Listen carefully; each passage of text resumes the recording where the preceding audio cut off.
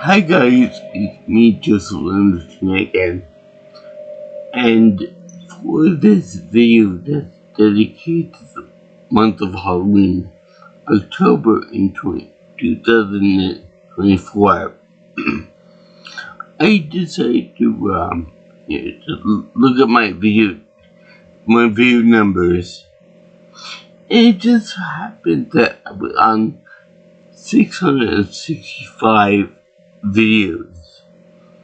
So, for number 666, I thought I'd do something a little bit special. And before you go into thinking that I did this on purpose, I didn't actually plan it for me to talk about Hellboy on number 666. It just would happen to be that way. So, that was purely coincidental. I didn't do it on purpose. In fact, I did a video a couple of days ago that I was interrupted when I did it, the last one I did, one out of photo, would have been my true 666, but since I didn't do the other one until later on, I'm gonna make this my true 666. So, anyway, I decided to do something to do with health.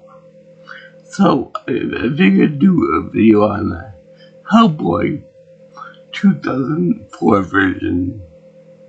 Now, as a bonus, I will be combining that with my review of Hellboy, the Thriller Storms at the end.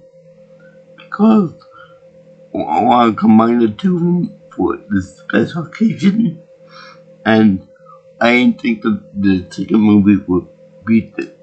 I didn't think I would have enough content to make the second movie into some video, so I'm combining the two of them. So I didn't actually read any of the Hellboy comics for research on the character, but it's funny that they make reference to them in the movie by Hellboy himself. They never get the eyes right. The eyes of the comics, I guess, light up like you see in so many other superhero movies. So that's actually really funny that happened like that. Also, I think that they would, if this isn't a canon thing, in-universe type of thing, I think what they do is they refer to Hellboy as they fantasize about him, and they make him into more of a mystery than what he really is. Like for example, if the Loch Ness Monster really did exist, and we were told about him or her, it'd be something similar to that. There's the creature, but we romanticize them. We make him into more of a fantasy thing, creature thing there. So anyway, this movie starts out in World War II, in the midst of the Nazi occupation of Europe. And they have the Third Reich is on its last legs, so they have to try to get other powers to get involved with it. Get involved with the conquering of Europe if they want to succeed. So they go into the occult, witches, Warcraft, evil juju, bad powers and that type of thing, because they want to conquer the world, but their military might is failing them, so they have to do a little extra boost You need a modern boost. So what they do is they go to the occult rituals and they try to amass power that way through mysticism, of which I'm not too familiar with, but still. And they do this by trying to use a portal to the other world, to another dimension, filled with weird squid creatures, a la Cthulhu, like uh, eight feet low creatures and whatever. So it's kind of creative, but I wonder why they use Squidward, just squid creatures, and with another dimension would be probably with other beings and other races, not that one, but whatever. It's a powerful creature with no earthly equivalent. So they tried to open this door using mysticism and using this guy named Rasputin, like the Rasputin from history, the one that was drawn, that was cut in pieces, drowned, poisoned, shot, pretty much everything you can imagine before he died. And they make him look a lot like Joe Pantoliano, kind of unfairly too. But anyway, they do that, and then they show him having the second command, that's Hitler's top assassin. Now, this guy is awesome. Even though he stands for evil, he's a very powerful, he's a very bad guy and stuff, I still love him. Even though he's very deformed by his own hand. He surgically removed his lips and eyelids. And I can't remember his name offhand. Cronenberg. I think it's reference to Dave Cronenberg, the director. That I can't pronounce the name, but he's very awesome. He reminds me of a Voldo from the Soul Calibur games. Very weird, mechanized, and very fashionable. I mean, I know that Nazis were pure evil, and they were the most horrible group on the earth in history. But in this movie, at least, I like the fashion sense. You know, the bass, black trench coats and black hats. I love the hell of this outfit. Even when he's not in full Nazi regalia, it was still awesome because he wore like an ornate, like Voldo outfit. Except when he's naked, that's a little bit too much for me, but I love him. He gets a clockwork. He has a clockwork mechanism instead of a heart, because all of his bodily fluids turn to dust. So I don't get how he's able to survive. And he's always with gas mask on, always with like a fancy gas mask on and a full outfit that covers 99% of his skin. I guess to protect him from the outside world and stuff, and to prevent infection and all that. So yeah, pretty bad. Plus, it's like that he has like two compass, the wrist dagger that they used from Hudson Hawk, the movie Hudson Hawk. And then they also use in the Soul Calibur game by Cullen's weapon of choice. Yeah, I love me this guy, this Colonel Krausberger, something like that. Krausberger, something along those lines. And he's pretty effective as that guy. He learns himself to get a grenade and all that.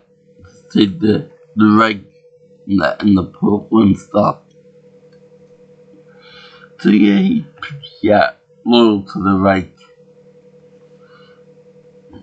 And I really enjoy this figure. He definitely it definitely overshadows Rasputin in my mind.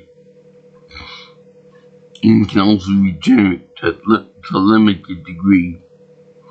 So I don't actually know how old this guy is, but he's pretty old and he's I think he said he's over 100 years old, something like that. But anyway, the American forces put a stop to this pull to the world, to the other universe dimension, and and they end up stopping it from letting the Cthulhu monster into our dimension, but the portal seems open long enough for one thing to get through. Interdimensional being on the Hellboy. And this is my only time that the CGI is kind of weird and kind of fake looking. Because he's very bright red over like a dark blue background, and it kind of seems that it'd be kind of rotten. But he's got a red hand of doom that acts as the key to open up the portal for good. And the funny thing is that this key is small when he's younger. So when he gets older into Ron Perlman, I'll get more into him later on. But it grows in size. So does that mean that it's organic rock that it grows when he does? Or is it always going to be that size and just perspective on little body is makes change the size apparently? But that's a good question. Another good question is why do they gotta make mention of his slum super, of which we never see, thank God. And there's no actual nudity in this movie, just a little bit of violence. Unless you count like that, the colonel there. Anyway, Hellboy is bribed with candy into going with the allies, with the good guys. And this will come important later on, but basically it's one of those things where Hellboy is designed by nature to be a bad guy. He's about as close to the devil as you're gonna get in both visuals and powers. So, but because of the power of Christ, may the power of Christ allow you and stuff like that, and the rosary beads and things, he turns out to be a pretty good guy, really strong force of nature for the good guys with demonic powers. So anyway, it's more of the classic kind, you choose who you want to be type storyline, but it's much better than I think most of the others, because this doesn't beat you over the head with it. So anyway, his favorite candy is Big Ruth, and not that matters in the grand scheme of things, but it's so funny. So anyway, they have they all take a picture of him, and that's how the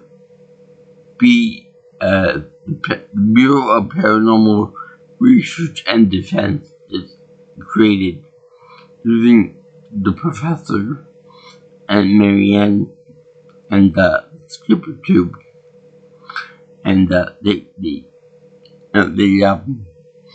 grow up together. They become more friendly. They adopt other people into the fold, other unique individuals like Abe Sapien. He's based on the creature from Blood Lagoon Monster, and what's his name?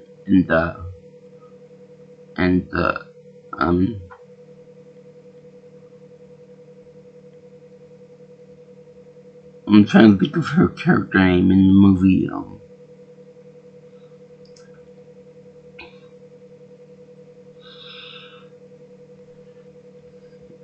Crap, I'm gonna have to look up now.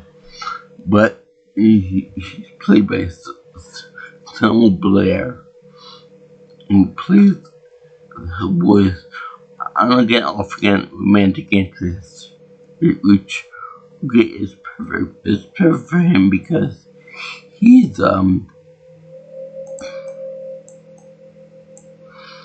fireproof,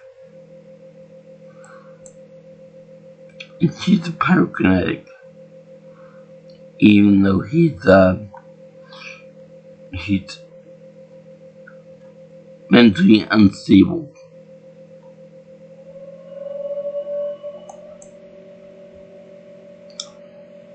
Okay. Here. Help. Boy.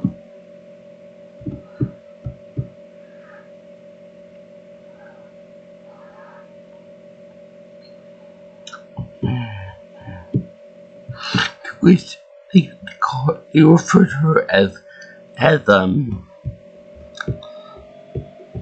Sparky.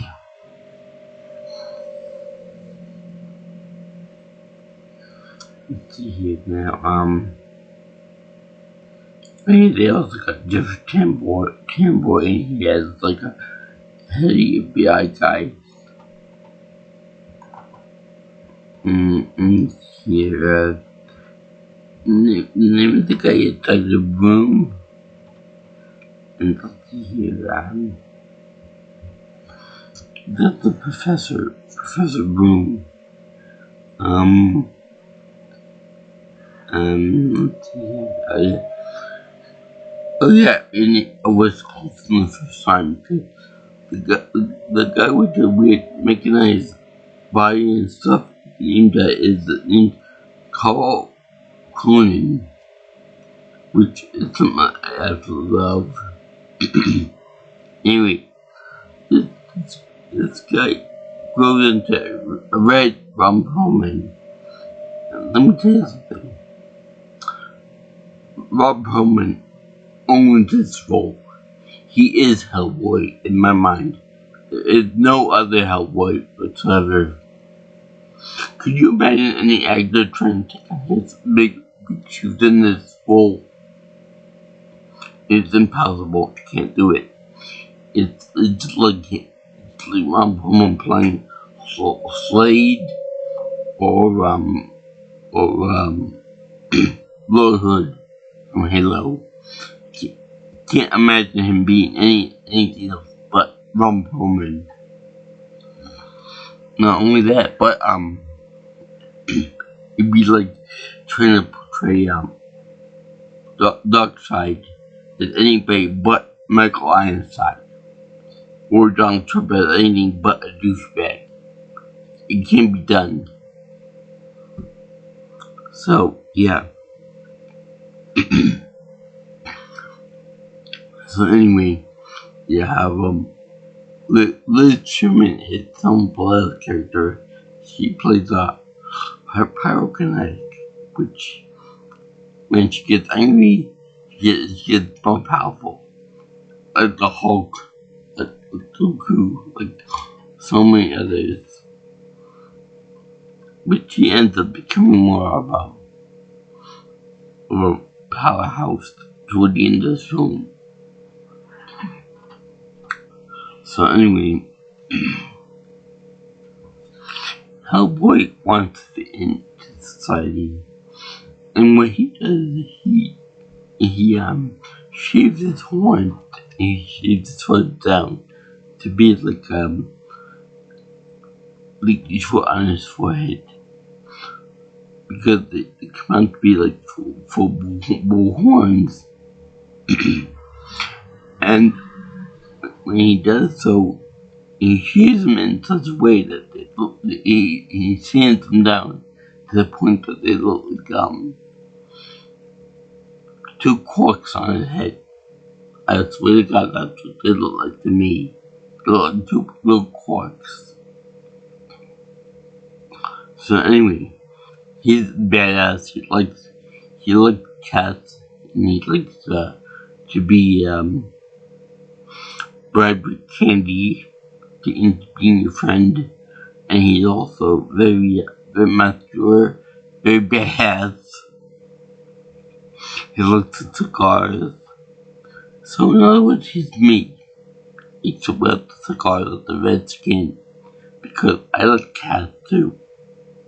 I'm not trying to be metaphorical or cute or anything like that. I'm saying I really like cats. I even have a cat in my house. Also, because I can always bribe me with candy. Maybe not Baby Ruth, but to bribe me with candy with Reese's Pieces, like E.T.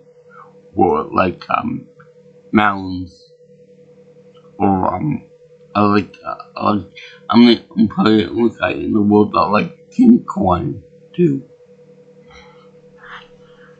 So anyway, you have a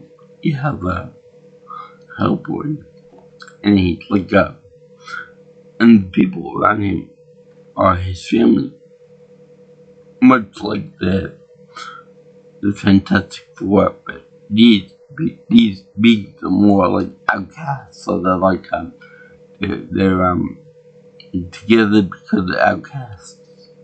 Where the Fantastic Four, they can't even pass for regular people, except for the Thing.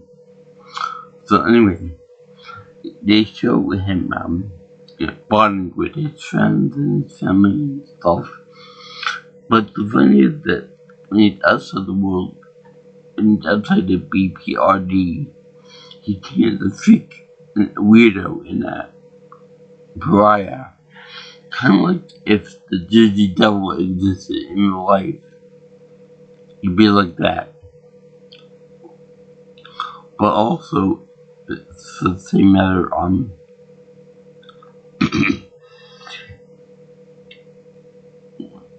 Jeff Tambor, that the badass police chief hates Hellboy for what he is. And thinks all the problem in the world can be solved by getting rid of Hellboy by changing him up or killing him. Right. And I love the fact that at the end of the movie, he at the top of that Hellboy out by telling him not to let a cigar with lighter to use a match because it will preserve the flavor more of the cigar. I don't know if that's true or not, but it's still pretty cute and funny in the context of the movie. I don't want to give a shit whether you smoke a cigar using a lighter or a match, but it's cute anyway. So anyway, they show it like that. He's like it prior. So it's ATPN. So Liz. Now Liz is the only of the bunch that's a human that can pass for humans. That's any prize because you see how we treat other people and treat other people of our species. We're horrible to each other. Anyway, they show that this guy like that. So they show that Liz had the suppress power and keep relatively low anger state. Otherwise, you might lose control and become a pariah again. Like within the past when you burned down like a school or orphanage or something because you got angry or upset or emotional. So anyway, we got this rookie guy who Hellboy thinks is hitting on Liz, but he's not. And they're just friends. So anyway, they showed them bonding and stuff, and the kid trying to bribe Hellboy with candy. This is funny because you got this big hulking man of a demon with red skin and with scars and huge awful ones. Eating bumble candy. That's really funny to me. So anyway, they have whenever there's a paranormal problem, they call the BPRD to take care of it. Called the Dr. Broom, they call Hellboy, they call Abe, and the leader recruit Liz to take care of it as like both Liz and Hellboy are like the main powerhouses, the main firepower of the group, no pun intended, and the ABC being more of the brain to the operation. He said he's so smart that he can actually look at an object, pick it up, and find out the past and future of it. Well, I have no idea where he came up with that power. I guess they had they want to include the monster from the Black Lagoon in there somewhere, but they didn't know what to do with him. They gave him such powers. Anyway, they transport them in a modified garbage truck so that no one can see them, and nobody questions why a garbage truck is going to the scene of a crime. So anyway, they go in there and they investigate that. In a flashback, they show Abe's powers, which he touches an object and he finds out that Rasputin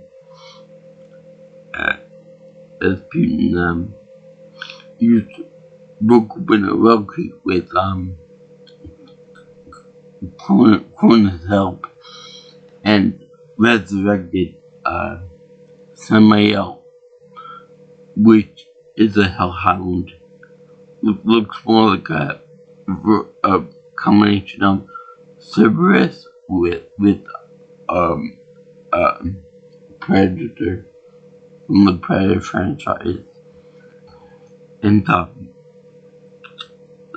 he has power of resurrection, and he's pretty ugly and slow too, apparently. So Hellboy ends up fighting with the guy because he's a big powerhouse. I don't think that Abe can take care of him. So he uses a big gun called the Good Samaritan, which is a real powerful, high caliber pistol that shoots specialty bullets through holy water, cloves, like a lucky rabbit's foot. Some other rabbits saw effect. He tried to cover all of his bases. You know, anything with holy in the name is gonna be good in this movie and can do anything. You know, he ends up shooting this demon dog dead, but it gets resurrected again and again and again. Because, you know, he doesn't realize that his resurrection has a caveat that if his eggs are not destroyed, he can resurrect and double himself every time he dies. So 1 becomes 2, 2 becomes 4, 4 becomes 8, and so on and so forth. Until you see a little army of demon dogs attacking Hellboy at once, and they quite literally go pile him. Until Liz goes full supernova and kicks and burns everything that's in there, even the eggs. So anyway, they have them fighting in this giant museum, and Abe's in that like little coward because he can't fight very long. You have the demon beast like that, and it's funny that they have it's kind of like this, but it's weird that they have Abe win a special color that hides its skills and can provide water for those skills to breathe. But it's funny that you need that to fit most of the movie. But we've seen him out of water without any special suit. So I'm why he actually needs that unless it's for like prolonged exposure to the air that he needs that like he can't survive more than like 10 minutes without it. And that might be something like in the comic book. At least he doesn't have fingerprints. He can't imprint on any of this contaminate the evidence and whatever. It's just it's wet. So when in like Samael, it sounds like a Christian or Jewish type creature in some Christian or Jewish mythology. And then the next part is that there's people who want to use Demon Hound to destruct Hellboy so he can use his right hand Doom to unlock a giant portal to complete his conquering of this dimension. And he uses the #1 baby waiting Lisa Hopstein to help him out. And I'm sure I'm gonna wait to one. So anyway, he ends up fighting. He ends up fighting Samael. He ends up getting burned by some explosion somewhere. Even though I could swear he's immune to fire and burning, and he's very tough against Samael's extended tongue with acid blood, calling the alien creatures from Alien and that franchise. So, I like the way they have him go into the subway to defeat the monster, and then the subway train comes and the policeman, thinking that he's an evil bad guy, knocked his head in with a giant fire extinguisher, even though Hellboy turned on the side. in the next one of the train, and you see the train hitting on top of his horns, and they glow red. That's cute. Then you see somebody else jumping down and getting him, and they fight. And then Hellboy touches the famous third rail and kills him through electrical current, which apparently kills him, even though he can't resurrect himself by using his spirit to call forth two eggs from in the pile of the museum. But later on, it shows that he's got another pile in the in wherever they are, in the mountain somewhere.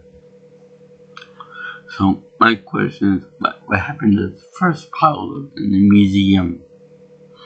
Did that not need attention?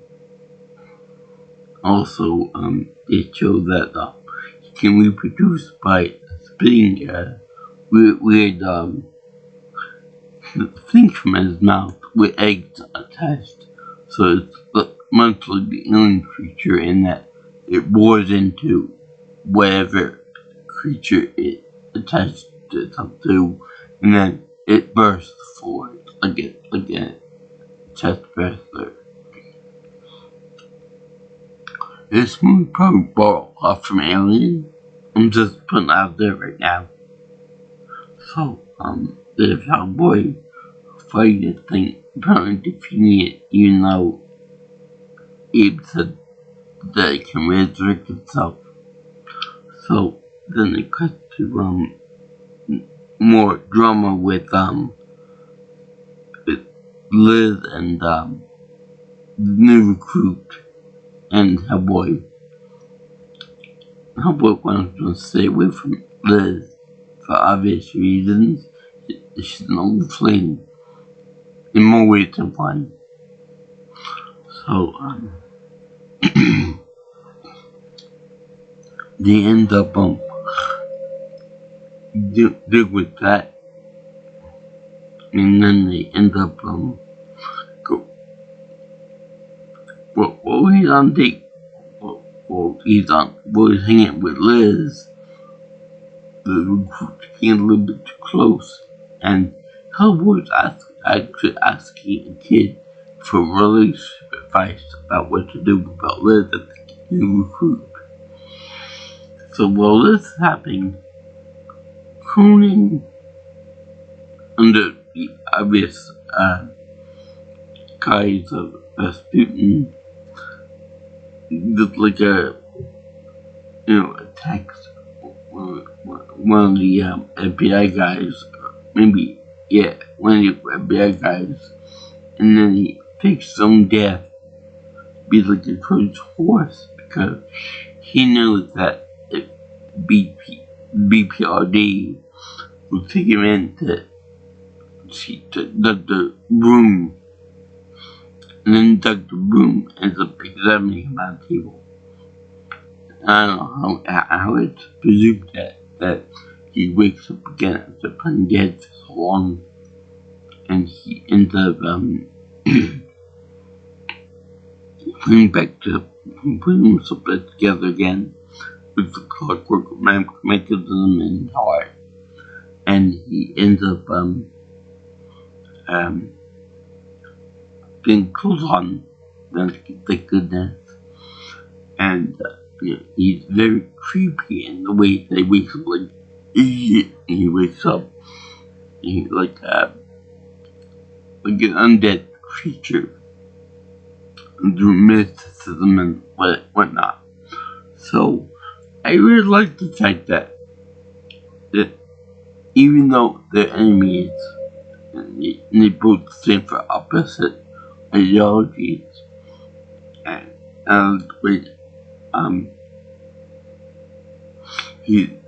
Cronin was like his Hitler's top assassin, and Rasputin is like the top Nazi myths and all that stuff. he still has enough respect for Dr. Boom that when it comes to he doesn't like fluctuate violently like you would expect him to. He actually does so as gently and as respectfully as it can, with a nice quick stab in the neck to reduce his suffering and to the man died with a little bit of dignity in his bones for me now. For the guy getting resurrected and tricking him and all that. So yeah, there was a little bit of respect in that regard too. And I like that. Even asked him, are you ready to die now? Like, yeah, he died now. And he got instant into him, to him. Now, I'm probably should tell you that Dr. Boom, the old version, Dr. Boom, played by John Hurt, actually remind me of my teacher from school. Right along with Ravencroft from Scooby-Doo and the Witch's Ghost. So anyway, they show him dying. They show the prestige for the guy is very sad. The rookie is there. Abe is there too, undercover, of course.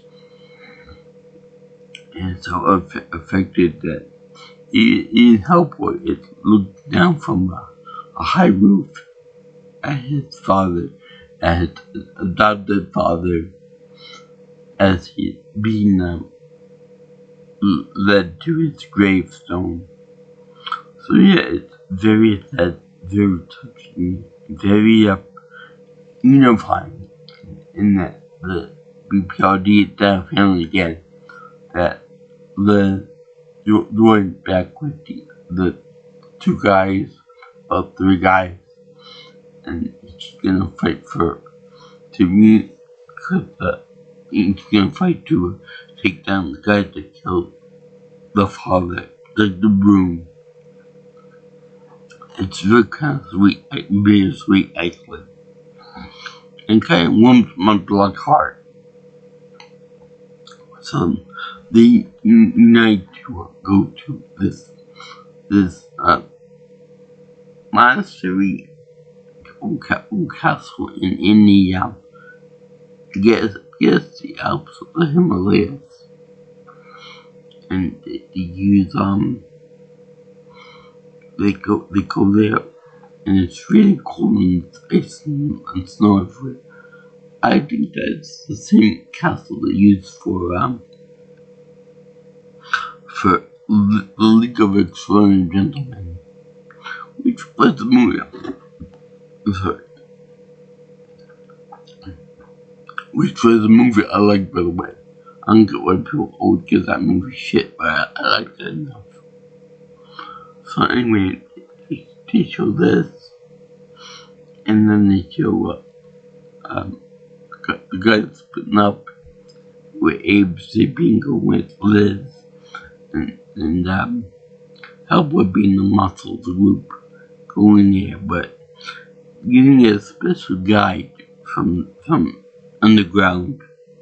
I mean, literally, he digs up a dead body and takes the guy. He reminds me of that guy, Ogbed from Jeff Dunham's puppet routine. This guy is obviously Russian, and he's a full-life child. An insult to Hellboy, call him a red monkey all the time because of his tail. It's just so funny. it's very funny that he's like this, and then he's obviously unhappy with the fact that um, Hellboy resurrected him with like his hand, but yeah, his body is still, he took a half a body. He said, "If I had legs, I'd kick your ass." That is just so precious to me. He also says, "I was better off dead." It's just so funny. And but the funny thing then I've seen in this movie though, in a while, he might even be playing in Beetlejuice. So anyway,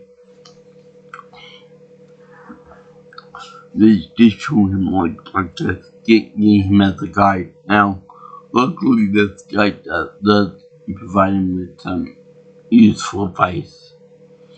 And Jeff Campbell does go with them as like a street man in the police force versus all these people with superpowers.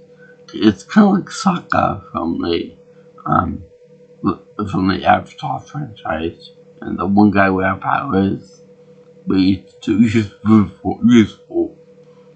And there's one part where they have like a crumbling bridge that Hellboy and Tambar gotta go over. But the thing is that Tamboy's name is Tom, but no one does say Tom, I want to say Tamboy. So anyway, Tamboy can't make it over. So Hellboy dumps his dead associate, his undead associate there, and he throws Tamboy over to the closing gate, and he makes it. But and obviously the CGI moment where bad artwork move. They show Hellboy right over the crumbling bridge, and it looks like you know the Looney Tunes shorts where people are running but they're not going wet, they're running in the air. Yeah, it looks like that. It's so obviously wrong.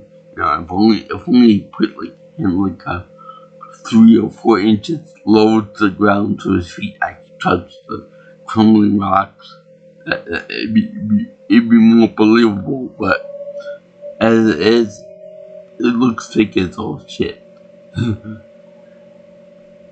And that's the only time that Hellboy it's actually like that.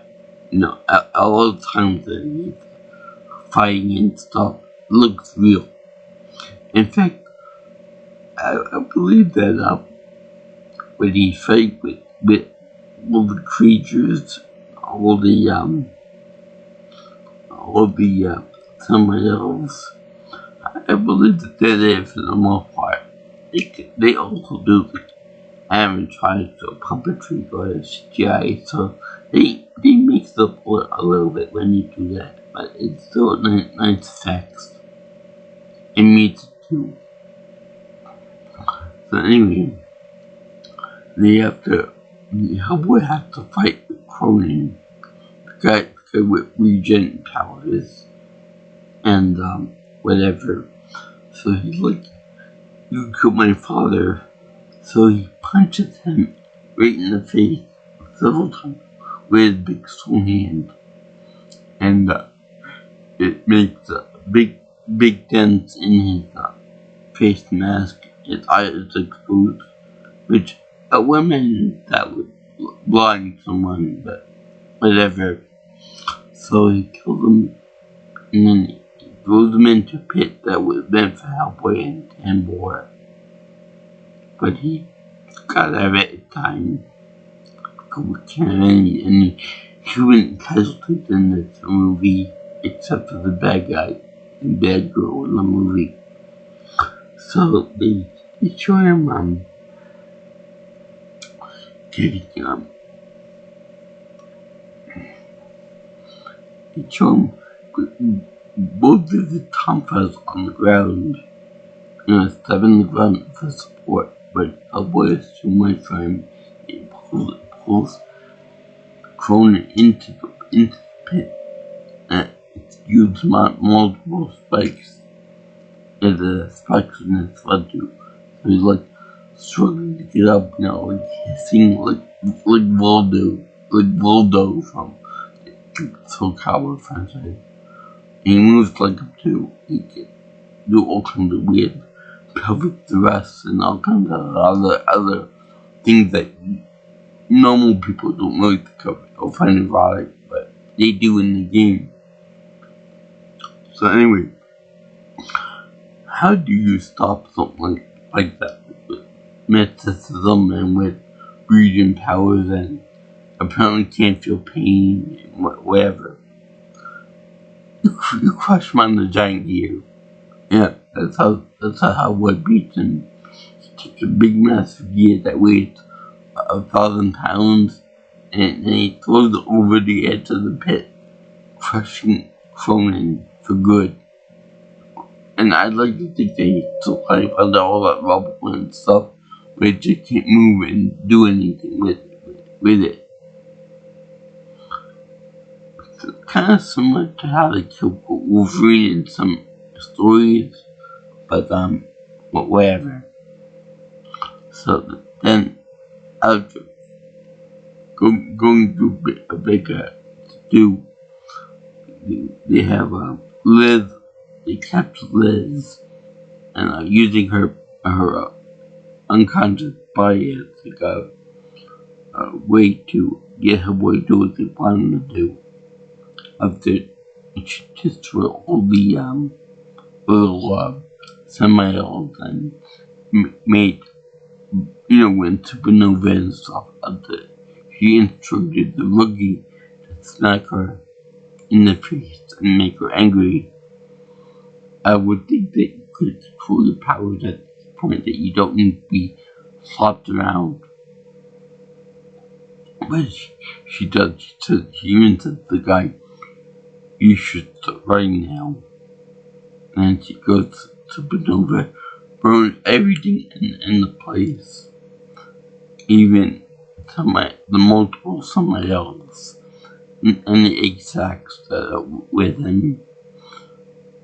Even though the weird psycho creature there had some eggs with him, yeah, but those don't count. Needed eggs at the museum, they don't count either. So, I guess she faints from her power usage. So, this is somewhat like Terra from the Teen Titans cartoon show, the good Teen Titans show. And she can use the powers that way, and she faints from the over extension of it.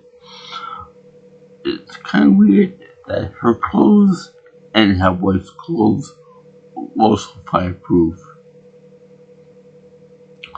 They don't get affected by the flames whatsoever. Again, listen, them two not being fireproof, but the clothes, no, I can't buy that. That's too far. So she feeds Rasputin, takes her soul, and eats it like the Force of Dragon Ball for Goku. And then he ends up you think that, you want her soul, don't harm me. And he puts Hellboy in like the stockade meant for just for him, being that his real name it's inscribed on the stockade, and Hellboy can't break free unless he does it told like a good little slave. So Rasputin uses him to unlock the portal to the other world. And it's funny because they show Hellboy regrowing all of his powers, his full strength, even the horns grow to be real size, and he gets a little flame helmet on, like in the game Sonic Adventure 2 when they have the dog chow with a little halo made of flames. They have that for Hellboy. So when Hellboy does this, he becomes modern Hellboy, like modern Vegeta. He's pure evil for 5 minutes, and he fights. So he unlocks the first gate. He's about to put his hand in the second gate, and the rookie tosses him back his rosary beads that Rasputin discarded in the beginning of this little encounter, and the power of Christ compels you. You can choose to be either good or bad. So Hellboy chooses the right side of the force. So everyone's happy, and it happened that the cross burned itself into Hellboy, being that he was evil at that time. So the power of Christ compels him to meet the tar out of Rasputin, which he does, and Rasputin is like, no, you're supposed to be under my command. I guess he forgot the whole lizard's whole major justice system. So then it's the creature, this big giant Cthulhu monster, or maybe an unknown star, didn't go through the pole away, but a part of it did. And you see the creature spawn into another creature, which gets absorbed by Rasputin, and then chest bursts out of him and devours the girl too. Well, Hellboy and Liz's unconscious body are getting away from the area with the rookie. And Hellboy said, you better take care of her while I take care of these and the monster. It seems like Hellboy is in charge of taking down the body, the big guys, while the other two are taking care of the little threats. So anyway, Hellboy decides not to open the second gate on his own free will. Now what would be cool would be if right hand Doom would fit into the first gate lock, but then the second gate lock would be used by his regular hand, so that it would be like this in both of its arms used, but instead we got 1 and 1 for both his right hand. I don't think that's very good, but whatever. So they show him up doing it and fighting with the big monster. Not as big as Cthulhu, but still pretty big. And not in a crystalline cavern. Yeah, and the other dimension, the creature is like in a crystal prison, and Rasputin, I guess, wanted to get him out during a eclipse of the moon, where the moon looks a lot like a prolapse. So anyway, when this thing is over, you see the prologue disappearing in hills, and then the creature is left taking over and getting bigger and bigger and bigger. So Hellboy ends up slashing away its arms using a borrowed sword from a statue, and he lasts away the arms until it picks him up and tries to devour him. But they show him picking up the rookie ends up giving him a grenade belt with like 5 or 6 grenades attached to it, like a Pokemon belt, like a Pokemon belt with the Pokeball balls on it. So I like the way when he arms it right before it goes into the monster's gullet. To show it like as he's going down into the stomach, you see all the grenades letting up, like 1 up here, and 2 down here, and 3 down here, and 4 out the bottom, and then it blows up, and Hellboy goes out the anus of this creature be blown up on sight. But he's fine because being fireproof also means that you're explosion proof. So everything's happy again. The 2 bad guys are jumping around, and Lisa Hopstein were crushed by this creature, by this junior. Everything's alright with the BPRD. Jeffrey Tambor is now his homie now, and everything is fine. There are no more semi-elves, and everything's fine and dandy. Even Abe Sapien has a celebratory rotten egg. I don't know how he got a taste for rotten eggs, but he does.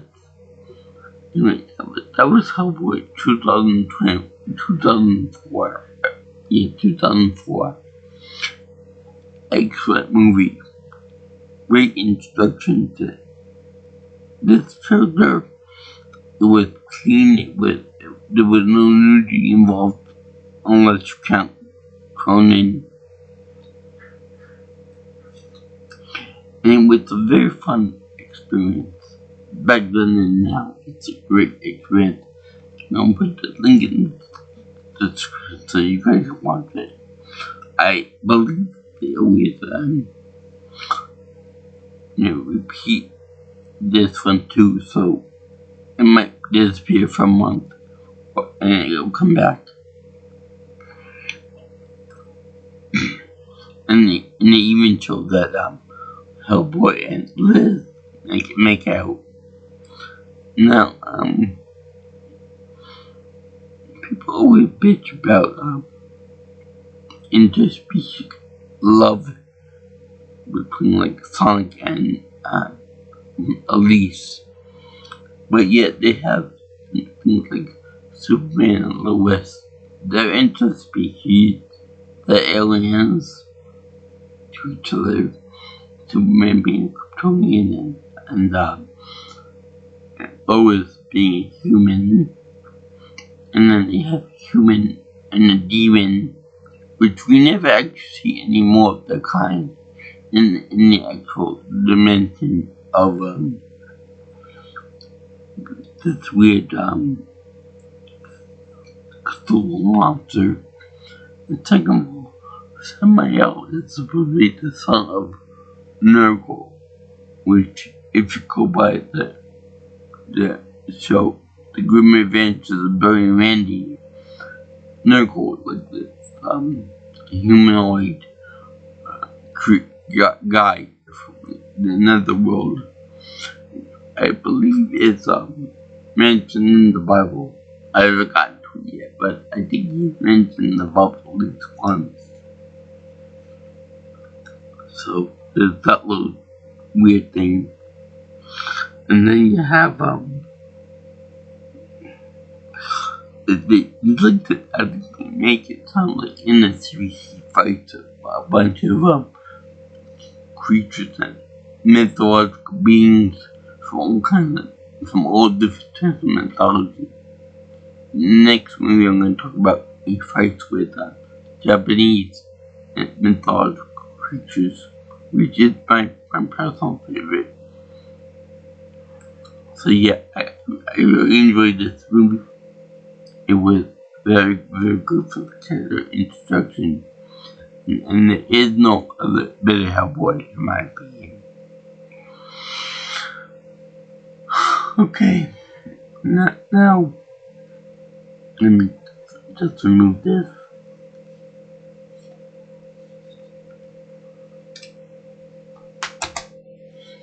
Now it's time for me to discuss the next one, Hellboy and the Sword of Swans. This is an animated movie, much in the same style as, say, The Amazing Spider-Man, which is nice. All the people return the roles, the jokes that they've seen being, Tom Blair as Liz, and Lord Hood as Hellboy himself. You know, Rob Holman. I can't think of anything better than this. But you know, it's funny. They said in the first Hellboy movie that they mess up his eyes by making weird stuff.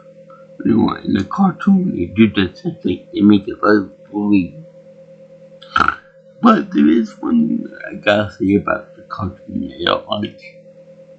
I really don't like this. And I mean that in the first movie, we'll obviously use Ron Palmer's legs for this thing because we couldn't get rid of him in post-production and whatever. So he had human legs. But in the cartoon, and in the second animated cartoon, I guess the movie update, it might be like a Saturday morning cartoon type thing, like, you know, episode 1, episode 2, etc., etc. But in this one, which, by the way, they held the first one on YouTube a lot. The Blood and Iron or something like that. But they don't have this one as often as the other one, which is weird. But anyway, they have it so that Hellboy in this version skipped out on a lot of leg days because his skin looks like this thick. Oh, little demon legs, and I would think that's the big hulking boot of Hellboy. I would think that its legs should be equally as thick or chunky, or at least somewhat like the first movie, where he was able to pick up a dumbbell weight and chuck it at the wall. This guy can do that, but his legs look like twigs compared to everywhere else on his body. So anyway, they show that they got to deal with the Sword of Sword, and the sword contains the ancient Japanese villains of Thunder and Lightning incarnate. Yet the same guys from the Teen Titans episode, where they call it like Slade, but also played by Pro-Man. I don't know, it's kind of weird, like, to make a reference to the good Teen Titans cartoon. So anyway, they have this. And they also have weird Dr. something or other. And he's, he looks like a Jekyll and Hyde character from the movie The Page Master. So it's kind of weird that way. And he doesn't do anything much, but he does like exposition and like a hostage of sorts, like like if the guy don't get defeated, this guy will remain a monster forever. So Hellboy eventually has to defeat the monsters. The thunder and lightning getting trashed up right inside it by these guys. Lives an atypical figure out a romantic story involving a Japanese princess something or other. And then you got these two get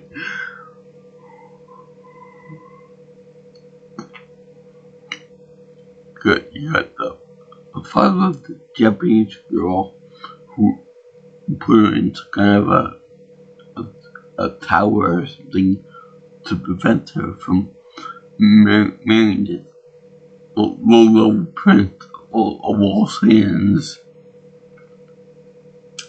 And he doesn't want to get married to this person because of the low birthright.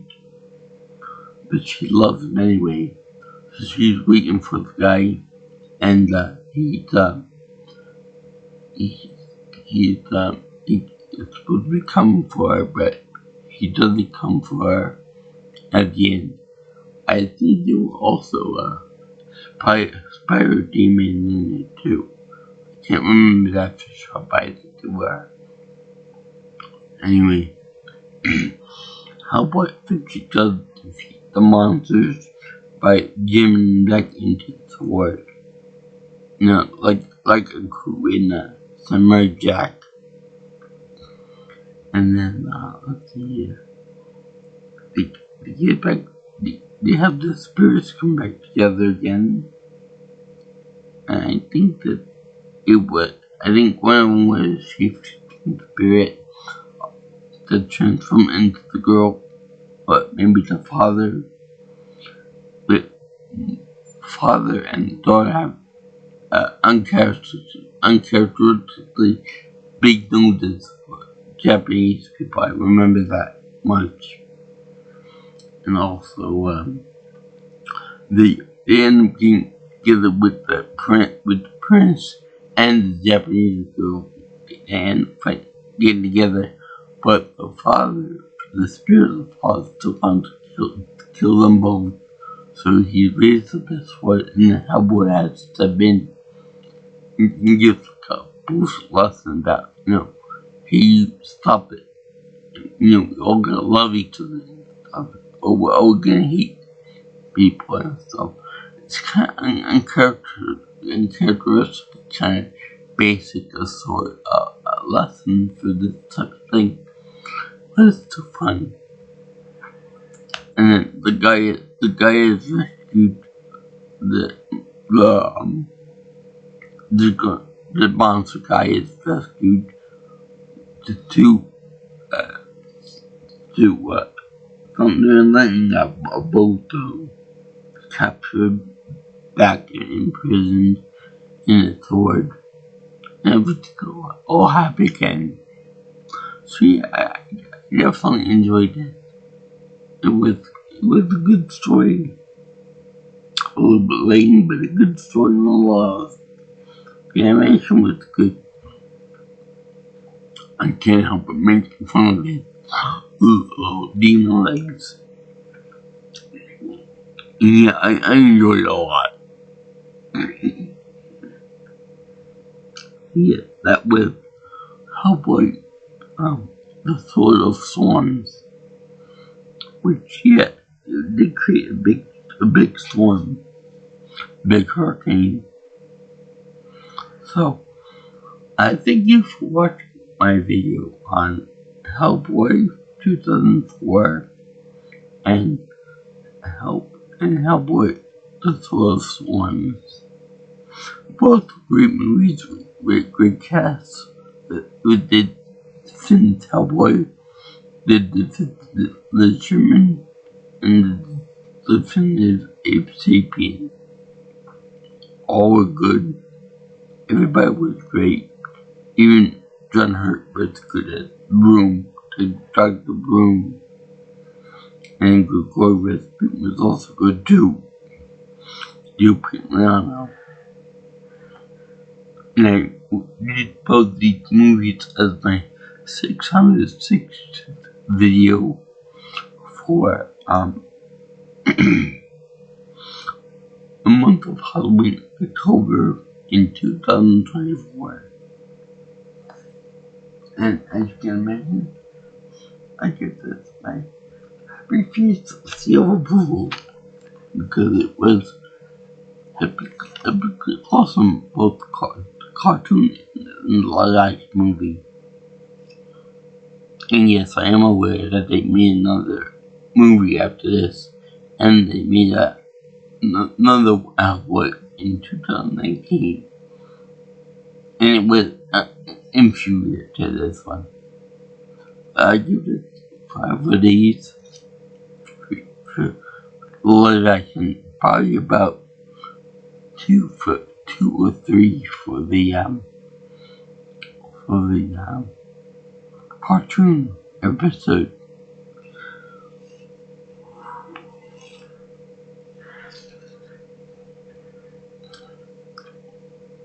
If you guys like what you see here, you want some more of my videos, you can always like, comment, share, and subscribe to my channel. And comment too. Also, you can comment or text me for any future ideas for future content. My number is 631-707-3707. Also, you can reach me on my Twitter or X if you prefer at P Maelstrom Pro. Also, my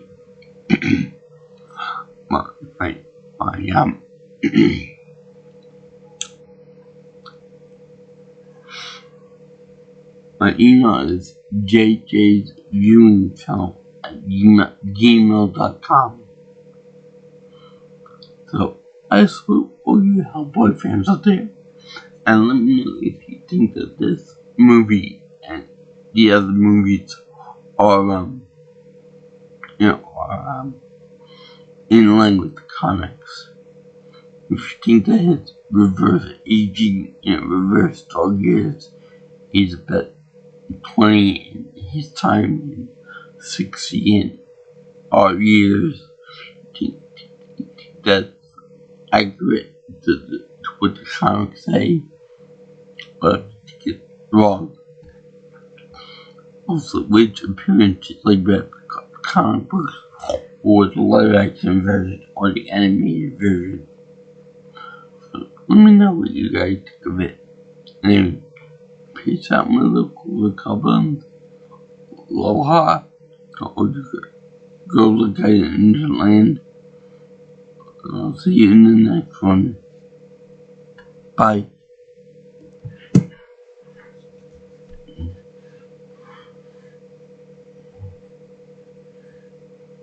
And by the way, this movie was directed by legendary director Guillermo del Toro.